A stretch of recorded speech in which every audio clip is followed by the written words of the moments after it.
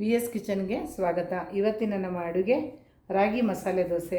ಬೇಕಾಗಿರುವ ಸಾಮಗ್ರಿಗಳು: ರಾಗಿ ಹಿಟ್ಟು 1 ಪಾವು, ಉದ್ದಿನಬೇಳೆ 1 ಹಿಡಿ, ಕಡಲೆ ಹಿಟ್ಟು 1 ಚಮಚ, 1 ಚಮಚ ಮೆಂತ್ಯ, ರುಚಿಗೆ ತಕ್ಕಷ್ಟು ಉಪ್ಪು, ಚಿಟಿಕೆ ಸೋಡಾ, 1/4 ಚಮಚ ಸಕ್ಕರೆ.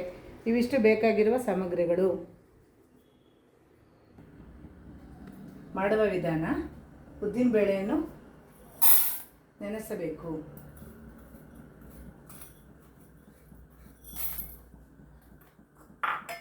ಮೆಂತ್ಯ 1 ಚಮಚ ನೆನೆಸಬೇಕು.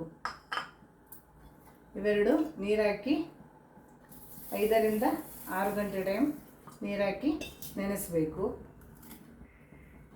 ನೆನೆಸಿದ ನಂತರ ಅದನ್ನು ಮಿಕ್ಸಿಗೆ ಹಾಕಿ ರುಬ್ಕೋಬೇಕು.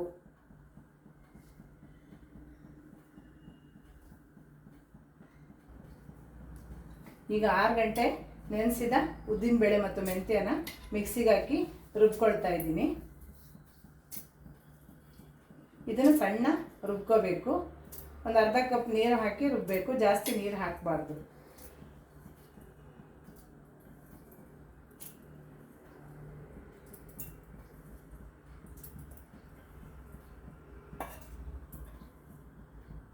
ಐದರಿಂದ 6 ಗಂಟೆ ನೆನೆಸಿಟ್ಕೊಂಡಿದ್ದೆ. ಇದನ್ನೀಗ ಮಿಕ್ಸಿಗೆ ಹಾಕಿ ರುಬ್ತಾ ಇದ್ದೀನಿ.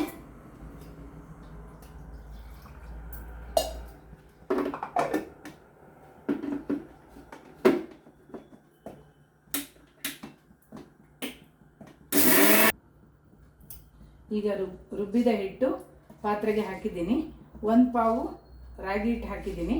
ಮತ್ತು 1/4 ಸ್ಪೂನ್ ಸಕ್ಕರೆ, ಚಿಟಿಕೆ ಸೋಡಾ, ರುಚಿಗೆ ತಕ್ಕಷ್ಟು ಉಪ್ಪು ಹಾಕಿದ್ದೀನಿ. ಎಲ್ಲನೂ ಮಿಕ್ಸ್ ಮಾಡ್ಕೊಂಡಿದ್ದೀನಿ. ದೋಸೆ ಹಿಟ್ಟಿನ ಹದಕ್ಕೆ ಕಲಿಸ್ಕೊಳ್ಬೇಕು ನೀರು ಹಾಕಿ. ಜಾಸ್ತಿ ನೀರು ಮಾಡ್ಕೋಬಾರ್ದು. ಈಗ ದೋಸೆ ಹಂಚಿಗೆ ಹಾಕಿ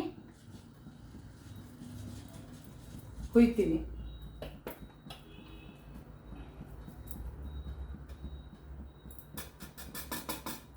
ಹಂಚಿಗೆ ಲೈಟಾಗಿ ಎಣ್ಣೆ ಹಚ್ಕೋಬೇಕು.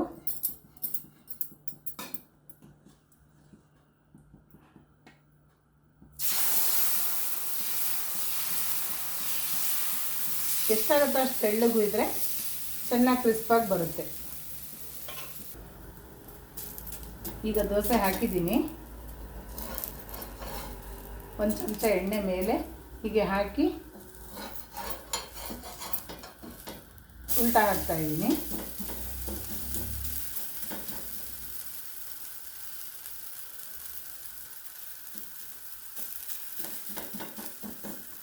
ಹೀಗೆ ಒಂದೊಂದಾಗಿ ದೋಸೆ ಹಾಕಿದ್ರೆ ನೀಟಾಗಿ ಬರುತ್ತೆ ಮತ್ತು ಕೆಂಪಗೆ ಚೆನ್ನಾಗಿರುತ್ತೆ, ಟೇಸ್ಟಾಗಿ ಬರುತ್ತೆ.